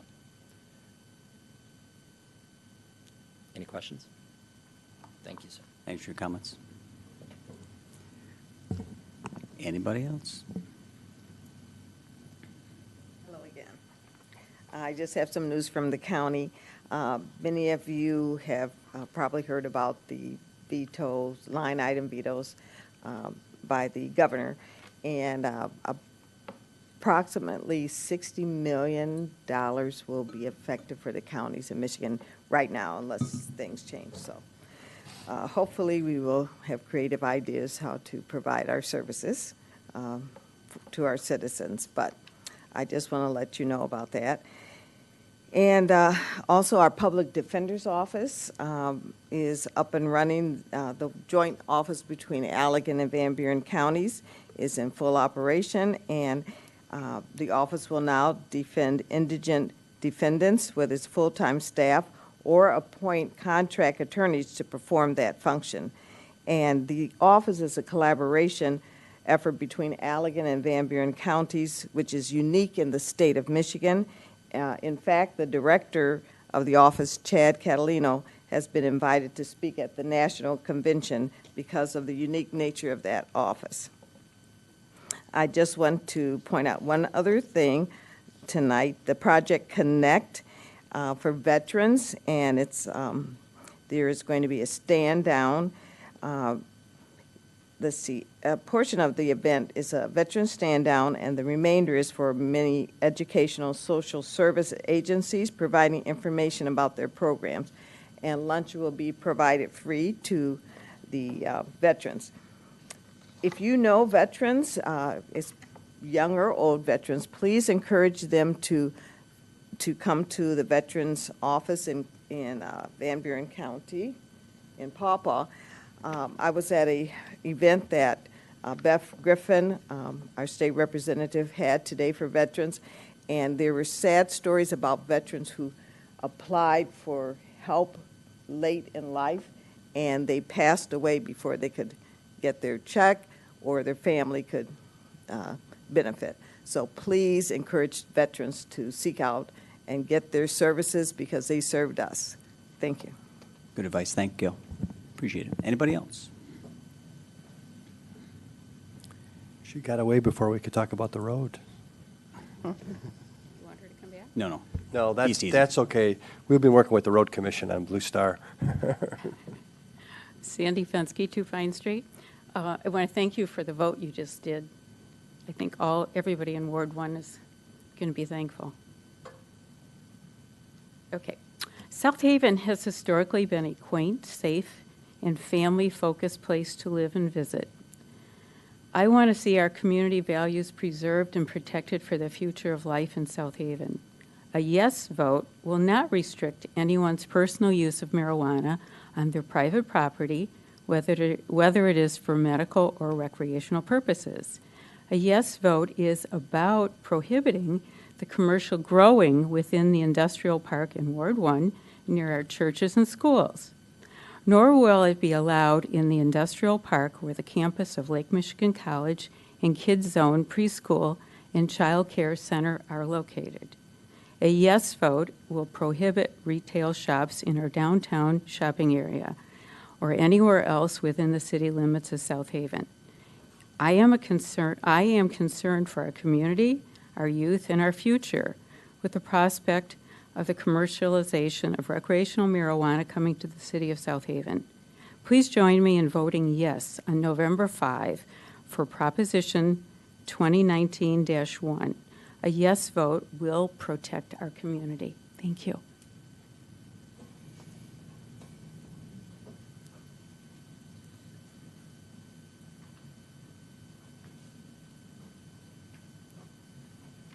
Joe Wilkins, 811 Indiana Street. I just got 2 comments and a follow-up. I don't believe it's on the program to talk about, on the agenda, to talk about affordable housing, so I hope I'm in line tonight. My comments are around affordable housing. As a longtime resident, I've been a resident of South Haven for over 50 some odd years. Born in this city. I love this city. I served in the military for 4 years. I could have ended up in a lot of places, but I couldn't wait to come back home because there was nothing like South Haven to me. So I'm invested into this area, and I like to see this area be a great place for anyone that would like to call this place their home. Now, when it talks about affordable housing, we talked about that. I think we're struggling with trying to properly define what's affordable. Councilman Wilkins, I believe, was just trying to give us a reality check. The basic wages in this area, at one, being able to myself work at a pretty good place for over 28 years until I got afflicted. There's not many that could say that they were able to work in places like Palisades and make the type of money. Most people can't afford those price points that we heard tonight. Now, I totally appreciate what I believe Mr. Locker is doing in this area, and I heard clarity that we're talking about two different things, but I was a little thrown back because I felt like Councilman Wilkins' point wasn't taken. And for Councilman Gruber to suggest that just because his two kids, and I myself understand that, I have a kid that's coming through, getting ready to graduate from Hope with an electrical engineering degree. I know based on getting that degree, it should afford him opportunities that a whole lot of others might not have. But just because you have two kids that can afford this price point does not make it a norm, meaning that's affordable. Just because you have two kids that can afford it, that doesn't make it a norm in this area based on the wages. Now, I think that this issue was her point was kind of mistaken, is because Mr. Locker addressed affordable housing, and he stated, if I'm correct, he stated that 900 and 1,200 will address that affordable housing issue. And I'm telling you, 900 to 1,200 will not address the affordable housing issue in South Haven. So I'm standing here, I know it's two different things, but I don't want us to use that as a definition for affordable housing. That's all I'm saying. I understand these are two different issues. 900, 1,200 is downtown. I understand that. And those areas, those places are probably going to cost you a little bit more to stay in those areas and downtown. But let's not use that price point because we have the issue with Overton coming up. I don't want us to confuse that market rate value, that price point, as what affordable housing price points should be in this area, because there's no teacher, not too many people that I know with the wages that we have in this area that can truly afford 900 to 1,200 a month. So I want to end by saying I appreciate what Mr. Locker is doing, but I didn't like what I heard from Councilman Gruber, and I felt like you all just missed her point. And the point is that if we're going to talk about affordable housing, let's be real when we talk about what's truly affordable in South Haven. Thanks for your comments. And then just for the public to be aware, keep your eyes out. We've started some discussions on this whole topic, and there's a lot of words out there. And again, it's a lot of semantics. It's market rate, it's subsidized, it's affordable, it's whatever. I mean, there's a lot of, I just don't want people to get confused with semantics. But we're taking this on, we're looking at it hard. So stay tuned. In our next meeting, we'll have our next date set up for that discussion. So stay tuned. Come on out. Any other comments? Hold on. I guess if I had known that the testing laboratory was going to be on the agenda tonight, I would have been here earlier. It would have been nice to have known that it was going to be on the agenda. I'm disappointed that we're going to be delayed even farther. And I guess I'm disappointed to hear that every time this topic comes up, whether it's the testing laboratory or it's any one of the other business categories, other than the actual retail portion of this, whether it's the medical marijuana or whether it's going to be the adult use later on, the biggest complaint from every individual that comes up and speaks here is that it's going to perpetuate this huge blossoming of marijuana flooding the streets of South Haven.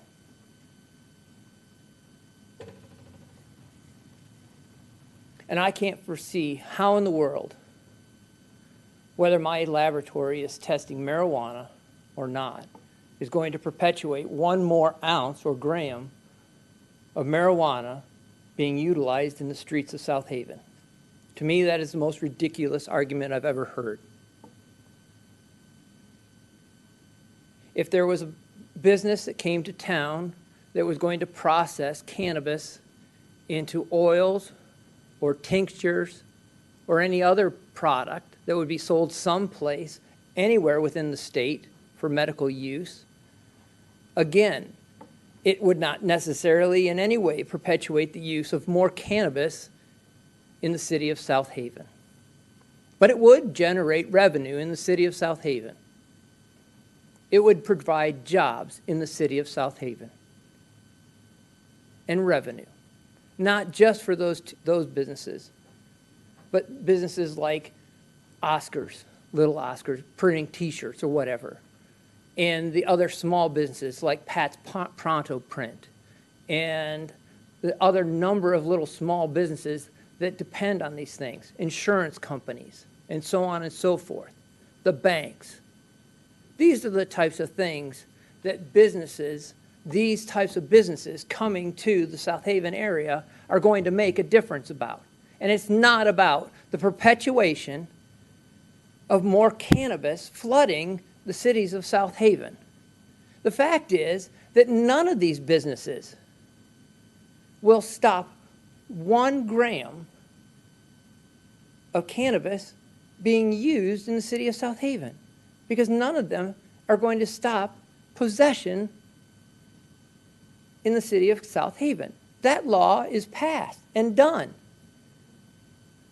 So all we are doing by not allowing our businesses to legally operate within the city of South Haven is to harm the business development of the city of South Haven.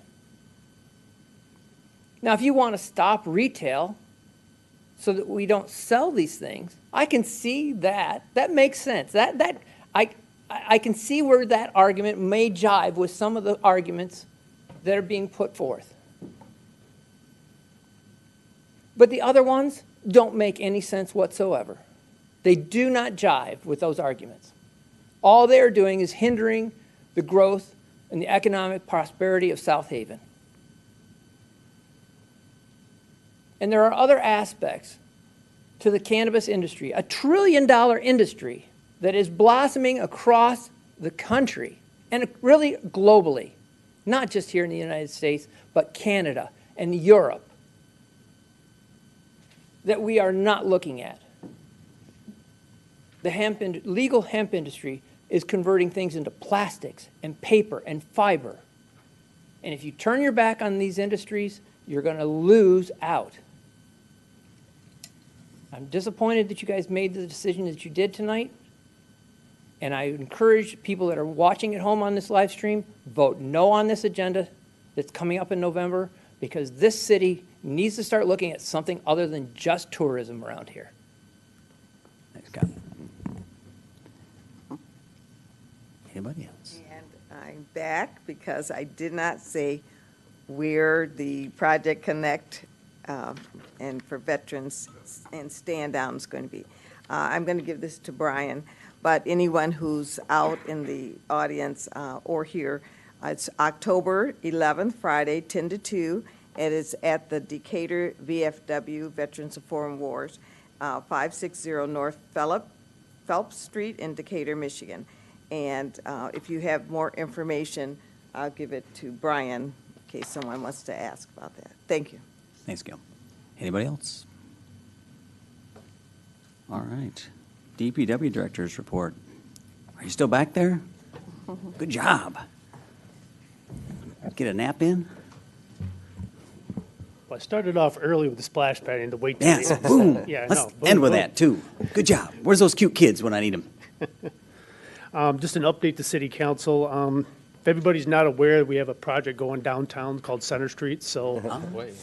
What? I tried to drive down there, and they said no. It's a little difficult. We've had a few challenges, but as every project goes, we work through them as a team. We had to address actually some transition across a couple of the intersections, which we did.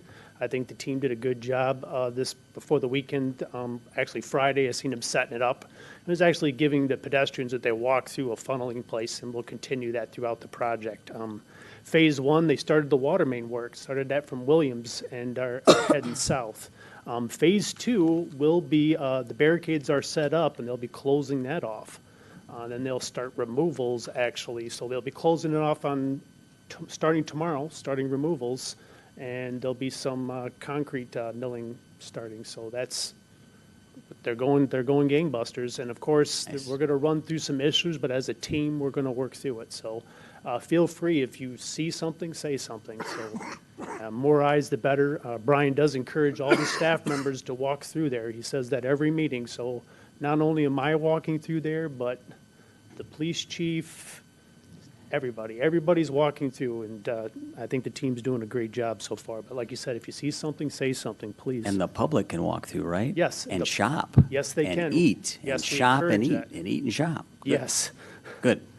The splash pad, that we're going to be setting up a meeting with the contractor, and plan is to get rolling still this fall, doing removals and grading. So I get as much done as we possibly can. Road diet, dun dun dun dun. No. We're going to be starting No. actually this Wednesday. Really? Road Are you diet. serious? I am. No. I kid you not. All right. We're going to be starting. I'm holding my And breath. it's actually 21 days. 21 days from Wednesday, and we'll be done. So that's that. We're going to be rolling. So I talked to Compton's, and they're going to start. So we'll be putting the signage up and setting everything up. 8th Street is under construction. It is not closed off. If you're going to DPW, you can get through. Yes, the road says closed. You can get through. So there's going to be some maneuvering around you have to do, but they're making accommodations. Is it better now than what it was before they tore up the I pavement? actually said that if they just put some gravel over It would be top, better. we would have been good. South Beach, we're in talks with Compton's, and that'll be still starting. South Beach is actually that stormfall outfall we still have to dig back up and repair. Dumpster enclosures, we finally have some concrete around it, so that's looking more like an enclosure. During the springtime, we'll put the fence around it, and that will be completed. Aylworth, as I informed City Council, the Aylworth CMAC project, and CMAC stands for Community Multi-Scale Ale Quality Model. Believe it or not, every time I have to look that up because it's a very confusing acronym. But we were approved actually for that Aylworth project, which is the limits, and that's a sidewalk project. The limits are from Kalamazoo to LaGrange. There was a Phoenix walk project that was improved for fiscal year '21. And that's a total project of $241,000, but we're getting $144 with the CMAQ funding. And then a charging station that we'll be putting in the Huron Street the Huron Street parking lot. And that's a funding of $32,000 of a $40,000 charging station. So, and then small urban funding, we were approved. That's for the Phoenix Street corridor between 73rd and 71st and a half. And that's a $320,000 were granted, a total project of $400,000. Still working with GMP on improvements, security improvements to the DPW building and the feasibility study. And the water and sewer side, HydroCorp again is still doing their cross-connection inspections. And staff is still working on the material inventory that's due to DEQ January 1st. Lead and copper samples are all in. And I'm glad to say that we have non-detect in all of our samples. So for lead, it was non-detect. When I say 20 samples, that's 20 sites where 5 sample bottles were brought to every, so think about that. So that's 100 actual samples. Of course, there's 3 of them that you dump, but 2 that you test. So, the street department, a snow fence will start being installed in the North Beach. We're going to hold off on installing any snow fence at the Packard Park until the bathrooms close. And we'll be starting, actually, believe it or not, the ice rink soon. Oh, wow. There's a reason why, and you'll hear people say, why do we put the snow fence out so early? Because we have to, because we have to set up for the ice rink. The ice rink takes a lot of time to set up, so we do have to get out there early and install this. So if anybody does call and ask, I mean, there is a rhyme and a reason for it. We're putting a list together for crack sealing this fall, and we'll be putting notices in the paper soon for residents for leaf pickup, because we're all seeing the leaves in our yards and they're starting to fall, so I'm starting to bag mine now. So Black River Habitat will be actually going around and treating some of our designated Japanese knotweed areas, and they'll also be treating for Phragmites. We're only treating in city property and in right-of-ways. We're not treating in easements. Easements, I laid a lot of calls actually on the ravines. The ravines that have easements through it are not dedicated easements for the city. It's actually an easement that gives the Drain Commission to do maintenance on it. So even they have to get permission from the property owners, but the city will not be treating in those areas. And I'm happy to say that in Elkenberg Park, a swing set was installed that we actually went through 2 budgets. We tried to get grant money for it, but instead we just installed it, so it was just finished Friday. Before we built the new swing set, the new playground structure, there was a swing set in the old area, and that's what the feedback we got is when we put that in, we didn't address swings, so we did that with this project, so. City Council have any questions on any of the projects within the city? Hey, Bill, one thing I noticed down at, and I don't know if this is in your area or the Harbor Commission, but by the South Marina, there's a sidewalk that's blocked off because it looks like it sunk a little bit there. Do you know, is that anything on your radar to try to look at, or is that is that something that's going to be like that for a while? That's a very good question. Yes, it is on my radar. We were called about it on Friday, and staff brought out barricades to secure the area. We've had this issue up and down for many years, where we've had sections of sidewalk that actually have fallen, and we've replaced them over time. We plan on doing it. Actually, the contractor is talking about starting it, and then tomorrow, next couple of days, doing the removals. I had the question asked to me, is this due to high water levels? Immediately, I'm not the type of person to look at something and say something fall and say that's what caused it without lifting up the concrete and see what the soil conditions are underneath it. So it probably is, but I'm the kind of person, like I said, I got to look at it first. So it probably is, and our idea there is we're going to put some heavy stone down first because of the water. So some heavy stone, maybe some smaller stone there, put some geotextile fabric, and then we'll put and that's what we have done in the past. This is typical to communities that have walks around a revetment like this. It happens. You lose sometime when the water goes over the top of there and it goes around. Eventually, soil does migrate down that wall. Even though that wall might be like 40 feet, it still migrates. So that's nature of it, but it is probably due to the high water levels. Kudos to the water treatment staff, and good luck the next month or 2 with all those construction projects. Keep us posted. I will. Thank you. Thank you.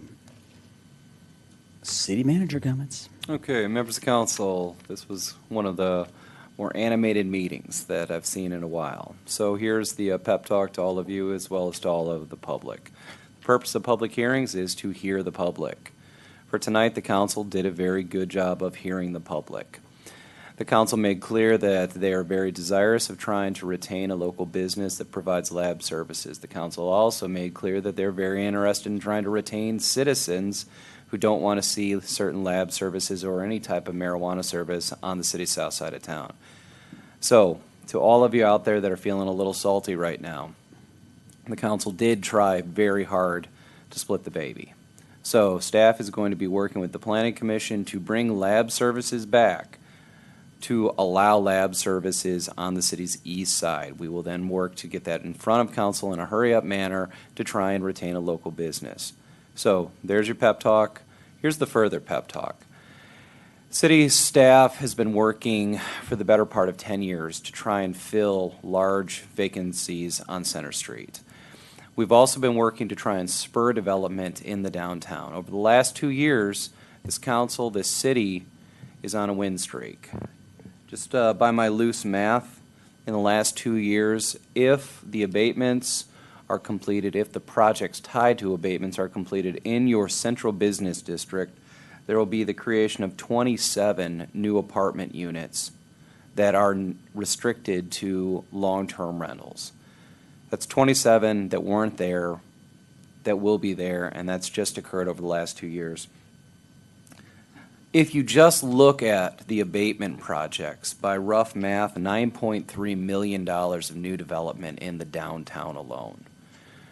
We still have a lot to do on affordable housing. Without a doubt we do. But we also have a lot to do on market rate housing. And you are making progress on both fronts.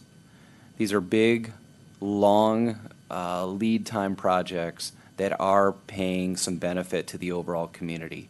They're paying taxes. Those taxes are then used to help keep your parks beautiful, to keep your beaches clean, to keep cops on the road, to keep firefighters working the area. The way that the city operates is through taxes. And as that tax base grows, we are able to improve and increase the quality of services. If the tax base is receding, you're either increasing taxes to the people who live here or you're cutting services. And right now we're talking about the opposite of cutting. We're talking about growing these services. And one of the things that we know is that through affordable housing, the only way to make it work is to manage it as a public project. And that's something that this city hasn't done for the better part of 3 decades.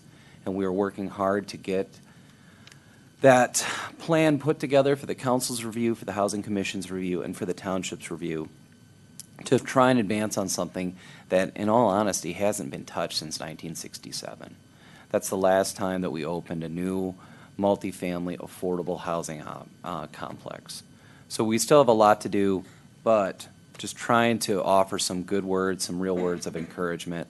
$9.3 million has been generated over the last 2 years.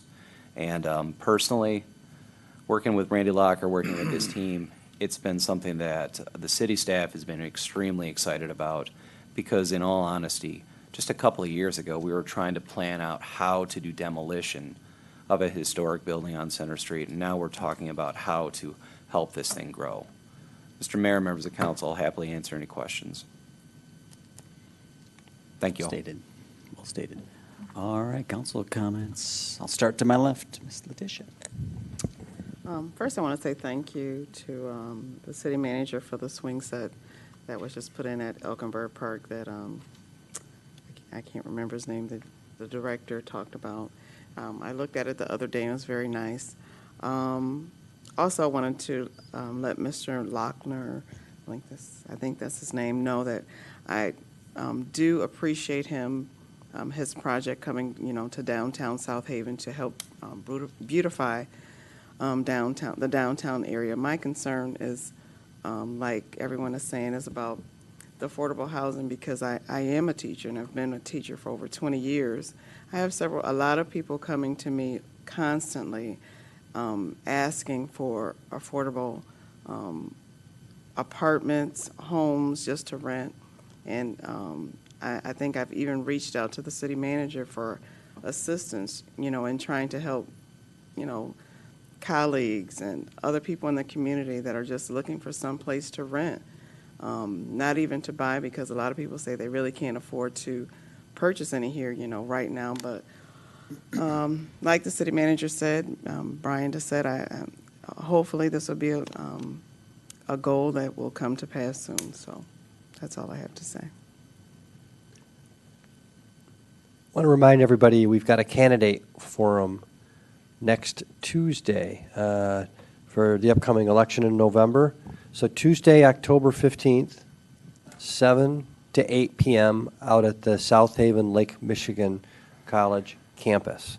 The candidates will be available actually at 6:45, maybe 15, 20 minutes beforehand for some personal discussion, and afterwards also for some informal discussion.